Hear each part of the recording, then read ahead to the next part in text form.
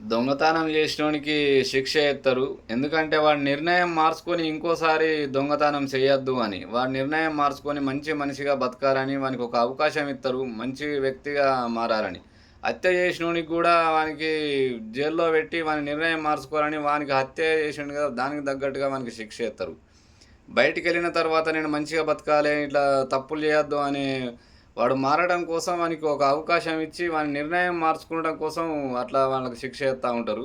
ఎందుకంటే హత్య చేసినావు కదా! నిన్ను మేము హత్య చేస్తాం అని వానికి ఉరిశిక్ష చేసుడు ఇలాంటివి ఏమి చెయ్యరు. ఎందుకంటే వాడు ఒక ప్రాణం తీసిండు. మనం వాడిని ప్రాణం తీయడం వల్ల ఉపయోగం ఉండది.